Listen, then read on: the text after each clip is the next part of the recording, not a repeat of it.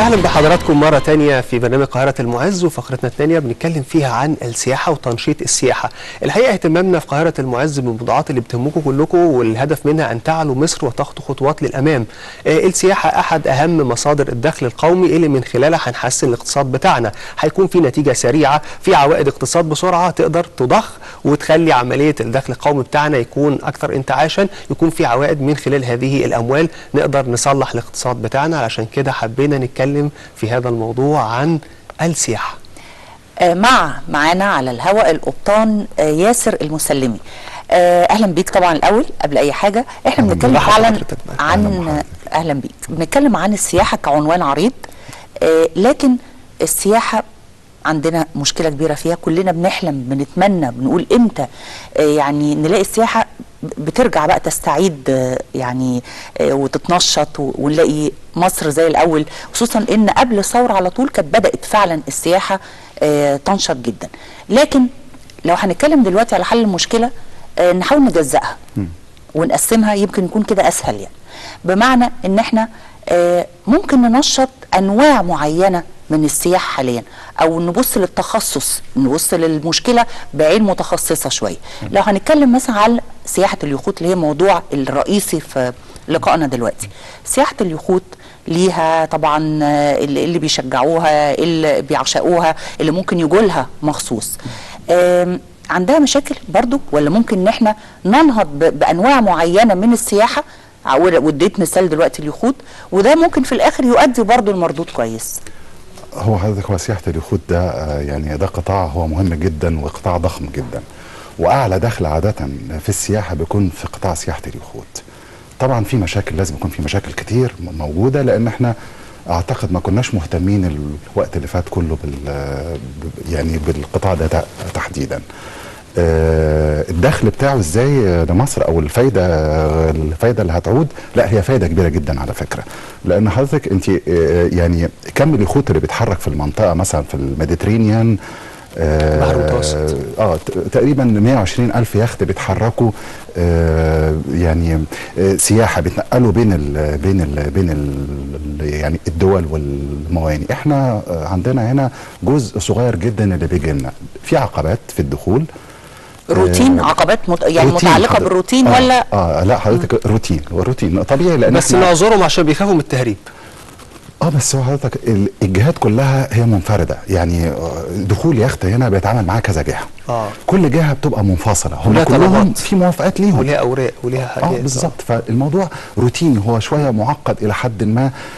طبعا في جهات كتيره المفروض يعني الحلول بتاعه المشكله دي لازم الجهات دي كلها تكون موجوده، عشان يبقى يعني في مداخلات، نعرف ايه الحلول بالظبط.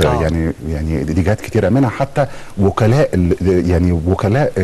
اليخوت، لان حضرتك لازم عشان اليخوت تدخل هنا بيبقى ليها وكيل ملاحي بيخلص الاوراق بتاعتها، ده برضو في مشاكل. فكل الناس دي محتاجه انها تقعد. لكن الدخل بقى ايه؟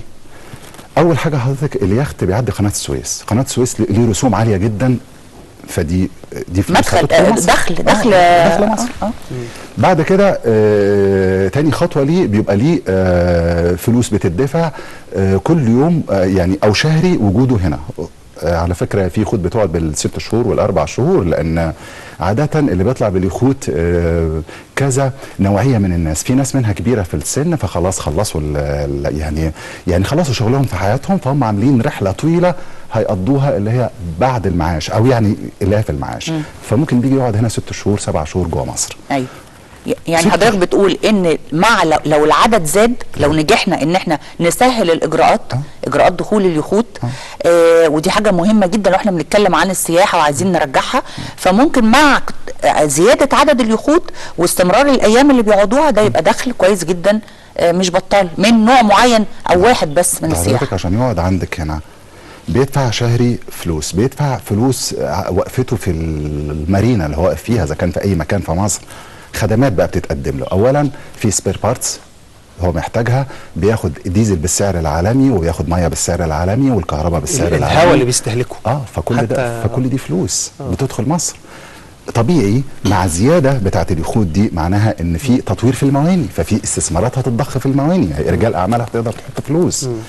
في خدمات هتزيد، خدمات هتزيد معناها في عماله هتدخل المجال ده كمان جديده، كم هيتفتح فرص عمل.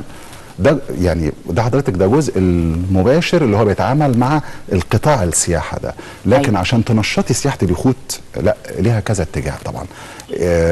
الاتجاه ده حاجه، اتجاه تاني احنا بنعمله يعني اللي احنا بنحاول نعمل فيه حاجه، ان احنا بنأهل العماله البحريه اللي هي عايزه تغير الكارير بتاعها، يقدر يلاقي فرصه دلوقتي ان هو يشتغل في المجال بتاع اليخوت، يبقى اطقم ضيافه مثلا، خارجين سياحه وفنادق، بالتارجت الاوتيلات خلاص يعني تماما هي مقفوله، لكن هم سايبين. عشان كده حضرتك احنا بنتكلم على البدائل بقى، السياحه التقليديه المعروفه بالفنادق احنا بنتكلم على السياحه الرياضيه، بنتكلم على استغلال. احنا مصر لما بنقول ان مصر يمكن مميزه عن اي بلد تاني بطبيعتها، احنا من غير اي مجهود احنا عاملينه بصراحه، فاحنا مش بنقول موضوع انشا، هي فعلا مصر مميزه بالنيل، بالجو، باماكن اثريه، باماكن كثيره جدا.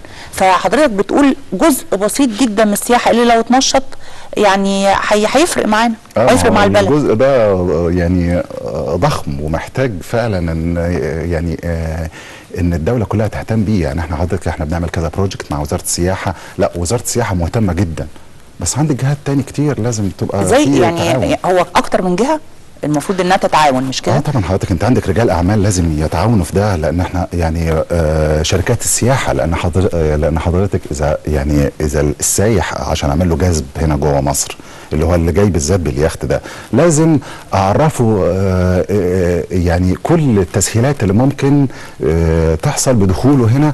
الكلام ده فين؟ في بلده الاول عشان اعمل له يعني اقدر اجيبه الاول. بعدين شركات السياحه بيبقى ليها ادوار، لانها بتاخد السايح ده لما بيوصل باليخت بتاعه، ممكن تاخده من الغردقه توديه شرم الشيخ، توديه مرسى علم بالطيران، هيعملوا بقى بروجرام كامل. ففي جزء في رجال سياحه رجال اعمال المفروض انها بتضخ استثمارات عشان تعمل تطوير في المواني وتقدم خدمات تجذب بيها الناس دي كلها. فاحنا ده قطاع ده ما بيحصلش ليه؟ يعني هل درجه الوعي مش كفايه؟ هل هم شايفين ان يعني سياحه اليخوت دي حاجه مش مهمه مثلا؟ بالعكس، دي يعني حضرتك دي اهم حاجه واسهل حاجه كمان هي التارجتيها.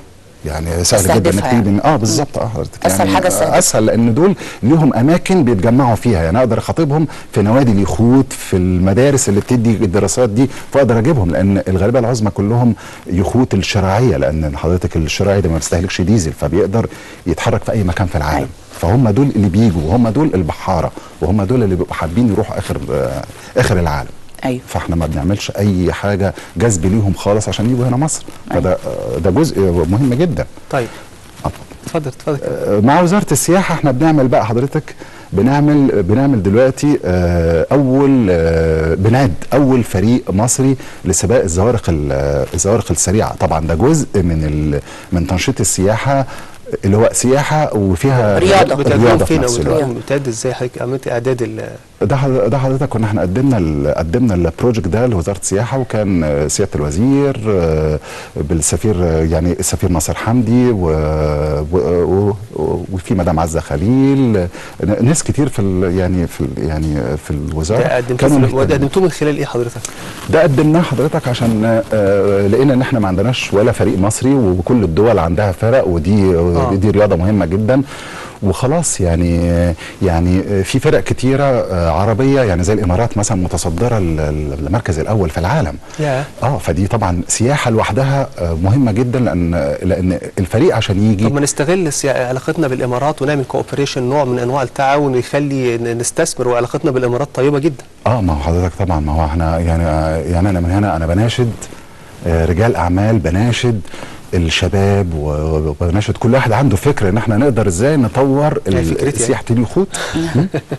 طب الفريق نفسه بقى المصري، في فريق مصري مؤهل بنبتدي بقى اول خطوه اللي هي ايه؟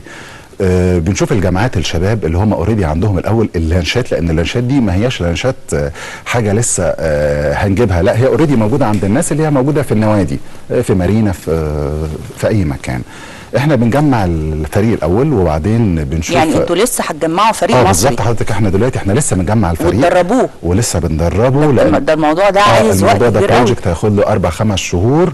لان احنا عايزين مشجعين، عايزين نعمل شعبيه، عايزين نعمل كوميونيتي بحري. لان دلوقتي لو حضرتك اذا احنا بنعمل سباق بتستقبله مصر بس كأرض، فهيبقى فيها اعلام وهيبقى فيها صحافه، وبعدين يتعمل السباق والناس هتختفي وخلاص مش هيكون له ذكرى. لكن احنا عايزين لا، القاعده الضخمه من الشباب يبقى عارف يعني ايه سباق يخوت، ايه انواعه، ويبقى نفسه يبقى في الفريق. مش بس عايزين فريق، احنا عايزين كمان اليخوت اللي هنتسابق عليها تبقى صناعه مصريه. ايه رايك في صناعه مصريه؟ يعني هو طبعا نتمنى طبعا، لكن هو حضرتك لازم يبقى فيها صناعه مصريه مع حاجات زي الانجن، هتكون حاجات يعني صناعات يعني احنا ممكن نعمل الهل نفسه، نبدا باللي نقدر عليه حاليا يعني مش هنتوسع في الحلم يعني، بس نبدا بالمعقول اللي ممكن تنفيذه. ممكن بعد كده يبقى في يخت الكل بواطن. بس على فكره هو الحاجات على فكره مش غاليه قوي للدرجه يعني زي ما الناس معتقده، بس هو فريق مصري سهل ان هو يتعمل، بس لازم نعرف الناس، ولازم نعرف يعني، ولازم نعمل شعبيه ليه في الجامعات، في النوادي، في كل الاماكن دي. للاسف احنا في مصر نعرف كرة القدم بس اللي بنشجعها، بدأنا مؤخرا يعني نهتم ببعض الالعاب الاخرى. الناس فقيره تحت خط لكن هيعملوا ايه؟ لا هو مش فكره دي، فكره ثقافه على فكره. كرة القدم في معظم البلاد مش عندنا بس، بصرف النظر عن الغنى او الفقر، هي دي اللي يعني الناس لو معاها فلوس كل واحد هيبقى عايز يقتني يخت ويجي مع حضرتك ويشارك معاك. بس احنا بنتكلم على الناس يعني الناس فعلا في مشكلتها في الوقت الحالي بتدور على ازاي بس ياكل ولاده، مش انه يقتني يخت. عشان كده عايزين نعمل ايه بقى؟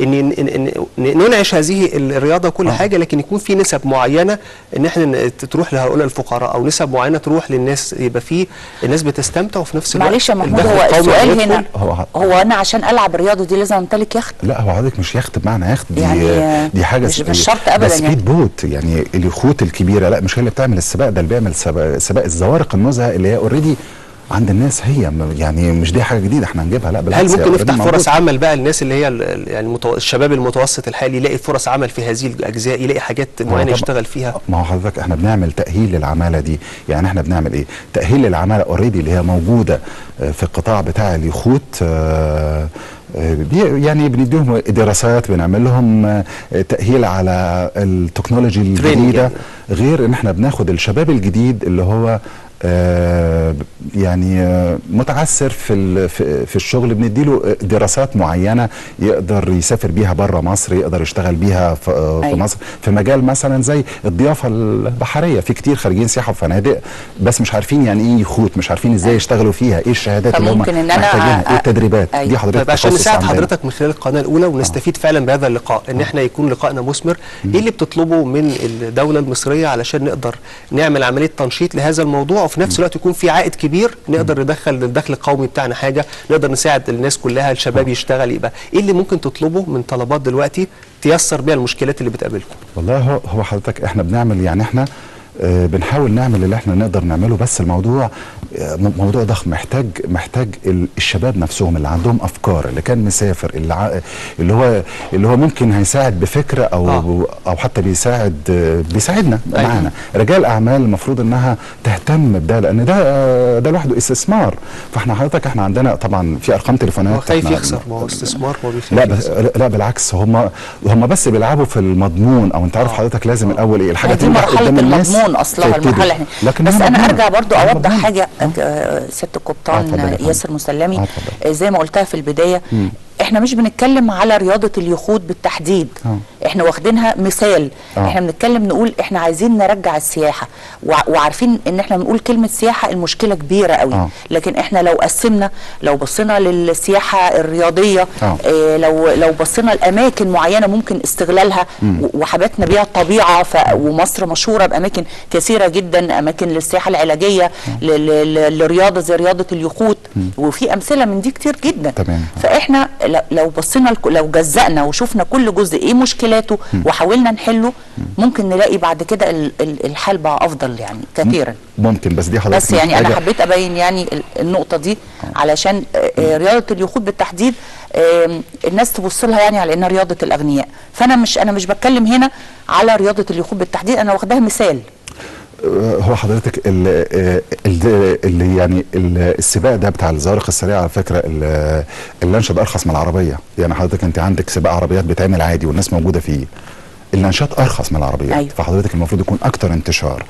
وعادة كل الناس في البيوت من واحنا صغيرين لازم تلاقي فيه تابلو مثلا في مركب شراعي، فده في دمنا على فكره موجود. فحضرتك لما تقولي بحر هتلاقي ناس كتيره بتحب ده، بس انت عايزه ناس تجمع الناس دي، افكار تطلع، ناس يبقى في ورك شوب بالظبط، ورك شوب، فريق عمل، ورشه عمل. لا الثقافه دي انا عايزه الثقافه دي تعود او مش تعود للمواطن، تبقى عند المواطن المصري اللي هو زي برضو محمود قال في الاول مش كل حاجه ملقاه على الحكومه. لا احنا ممكن لو جمعنا بعض ممكن نجمل الشارع ده والميدان ده، وممكن ننشط الجزئيه دي، ممكن نشوف المشكله دي نحلها. يعني الثقافه بس دي تكون عندنا، عشان دي مش عندنا. ما هو حضرتك يعني انا من هنا بتمنى ان احنا على البيج بتاعتنا اللي على الفيسبوك اسمها سيل تو ايجيبت. دي حضرتك اللي اسمها تاني ايه؟ سيل تو ايجيبت. دي حضرتك احنا بنعمل ابحر لمصر. ابحر احنا بندعو العالم كله انه يجي لمصر. عايزين ناس تكون موجوده، شباب، رجال اعمال، رجال سياحه، كل الناس تشارك معانا بفكر، تشارك بمجهود، يعني نتجمع فنقدر فعلا نعمل حاجه. لان احنا حضرتك جهه لوحدنا احنا بنخرج الكابتن واطقم الضيافه والبحاره، ودول طبعا مهمين جدا لان دول بيسافروا كل مكان في العالم بره، بيتفتح لهم فرص عمل. دول حضرتك بيتكلموا عن مصر، فهم اللي بيجيبوا الاونر، يعني هم بيجيبوا الملاك. بالظبط، لان حضرتك انت ما فيش حد في القطاع ده موجود في الخليج حتى، يعني انت نادرا ما بتلاقي مصريين بيشتغلوا في المجال ده. الناس اللي بتتدرب وبتشتغل يعني في المجال ده فرصه عمل، هل لما بيتخرج بيلاقي طول السيزون فرصه عمل، ولا بيبقى في وقت معين وبعد كده بيدور على شغل تاني، او بيعمل ايه عشان لما يدرس ويتخرج تبقى فرصه العمل ده عنده كويس؟ لا هو بيدرس الحقيقه ان هو بيخاطب جهات بره مصر، وممكن بيبتدي فتره يعني التدريب بتاعته جوه مصر. يعني هو معانا بيدرس الدراسات النظريه والعمليه، وبيطلع معانا عملي على اليخوت، بنأهله ان هو يقدر يعني يدخل سوق العمل ده. بس طبعا بيحتاج فتره عشان يبقى عنده اكسبيرينس يقدر يطلع بره مصر. قياده اليخوت بيبقى الكابتن او القبطان بتاع اليخت الكبير، وفي الاطقم الضيافه طبعا في بنات وولاد. واحنا على فكره مخرجين اول بنت كابتن سعوديه، البنت دي موجوده طبعا على يوتيوب ومعمول لها ضجه في السعوديه، الكلام ده من 3 سنين. واول بنت مصريه، واول بنت ليبيه كابتن. فاحنا الدراسات بيقعدوا قد ايه؟ الدراسات بتتراوح من 3 شهور لغايه 12 شهر في الدراسه. أيوه. وهي طبعا بتخاطب الناس المشغوله، لان احنا بيجي لنا دكتور، بيجي لنا محامي، بيجي لنا ناس كتير حابه البحر، حابه يعني الدراسه عندنا مش لازم يكون الكوميرشال، الحاجات اللي هي التجاريه ان هو يطلع يشتغل. لا، في كمان الدراسه البليجر. حضرتك بتطلعي على اليخوت، بتعملي دايفنج او صيد او اي حاجه، محتاجه انك تعرفي يعني ايه اجهزه اتصالات، ازاي اقدر اعمل كونتاكت لا قدر الله في المشاكل. يعني سيفتي اهم حاجه. بص حضرتك ما فيش حد يقدر يعني ينزل ميه المفروض الا ما يعرف يعني ايه سيفتي البحر. صحيح. هو حاجه حلوه جدا، بس في نفس الوقت الخطوره بتاعته عاليه جدا. لازم اكون لايف جاكيت، وازاي لو حد وقع، وازاي لا قدر الله في حريق ازاي ادخل اكافحه، ايه الانواع بتاعه الطفايات، معدات الانقاذ وانزالها. لا والنيل عندنا، لو قلنا النيل الجميل الساحر ده، طب احنا استغليناه في ايه؟ احنا معلش يعني كمصريين او كقطاع مسؤول عن السياحه وعايز ينشط السياحه وبيعاني، احنا بنستغل النيل؟ هل احنا بنستغل النيل؟ احنا مش مستغلين النيل. ايه المشروع اللي احنا عاملينه او الفكره الجميله اللي طبقناها علشان نستغل جمال النيل؟ لا هو في بعد كده ممكن، يعني اذا لا احنا مش بنتكلم عن بعد كده. لا حاليا، لا حضرتك حاليا ما فيش، لكن انا لا بعد كده طبعا الافكار جميله، ان حضرتك اليخت اللي يجي يبقى قدامه يوصل لغايه مرسى علم عن طريق البحر الاحمر، او يدخل البحر الابيض، او يدخل النيل لغايه الاقصر واسوان باليخت. الله. فنفسنا ان احنا يعني تخيل حضرتك ان لو ده موجود الخدمات هتبقى بطول النيل لغايه يعني شوف لغايه اسوان. فكر الرئيس محمد انور السادات من شوف السنوات يعني 30 سنه عملها، وما كان بيستضيف الرئيس الفرنسي جيسكار ديستان اما قابله وحب يعني عايز يوصل له رساله. وحتى انا كان في لقاء عملته مع الرئيس جيسكار ديستان، كان هو اللي بيحكي لي عن الموضوع ده، وقال ان كان فكره موصله خلاه يمشي عن طريق نهر النيل لغايه ما يوصل هناك ويشوف قد ايه العظمه وقد ايه التراث وقد ايه الجمال، وكان خلاها على مدار الايام عشان يطول الوقت ويعمل محادثه يتكلم معاه عن حاجات، وهو عارف انه مغرم بالاثار جدا، فحب يعمل ناحيه نفسيه يعني عليه اكتر من ففعلا كانت تبقى ناحيه بتدي جذب سياحي وبتدي شغل اكتر وتعلي عن مصر اكتر. ده جديد حضرتك، لان انت دلوقتي انت كل الناس اللي بتجي لك باليخوتها متعوده تطلع بحر، فدلوقتي لا، ده هيدخل النيل وهيمشي المسافه دي كلها. تخيل بقى حضرتك ان هيبتدي مواني في الطريق، خدمات بتتقدم بطول النيل ده هيتغير شكلا وموضوعا. لا والمواني دي خدمات وكل حاجه لو اهتمينا بيها المواني حضرتك، المواني في النيل كمان جوه النيل كمان دي ميزه. فلو تم الاهتمام بالمنطقه كلها واتعمل فيها قعدات سياحيه، احنا لما بنسافر بنلاقي مكان ما فيهوش اي حاجه، هم بيخلقوا بالعافيه الاماكن السياحيه هناك. احنا عندنا العكس، احنا عندنا الطبيعه بتنادينا هتتكلم شويه شويه، تعالوا ارجوكم استغلوني لكن ما فيش، لان حضرتك هو في الاخر احنا فعلا بنلعب يعني بنتحرك فردي. فردي صعب انك تعملي حاجه. يعني احنا بنعمل حاجات كتير وبنتكلم، بس ما هياش حاجات ظاهره ولا هتبقى ليها يعني ليها قوه الا اذا اتجمعنا وحلينا مشاكل. لان حضرتك انت كلامك رائع، لو اتجمعتي من غير برضه حلول المشاكل فانت ما عملتيش اي حاجه. كلامك رائع، لان حتى يمكن مع لقائنا مع سياده العميد قبل حضرتك عميد في الجامعه، عميد الكليه، فكل واحد بيتحرك بشكل معين، لكن لو حضرتك بتناشد بتوحيد الافكار كلها مجاميع عمل، كل المجاميع كل واحد بيقول افكاره، فبالتالي بنوحد الافكار ونحط حاجات قابله للتنفيذ ونشتغل على ده ونجيب خبرات من بره ونبتدي حيث انتهى الاخرون، كلنا هنتحرك للامام وهتبقى مصر شكلها احسن ان شاء الله. يا رب. وحضرتك احنا بنتمنى من هنا ان احنا نهتم بالقطاع ده، لانه هو قطاع بصراحه مهم جدا جدا. ايوه بنتمنى كلنا ونضم صوتنا ليك، واحنا بنعمل دورنا كاعلاميين ان احنا كلنا عايزين الخير لبلدنا، واحنا دورنا كاعلاميين ان احنا بنوضح كل الافكار.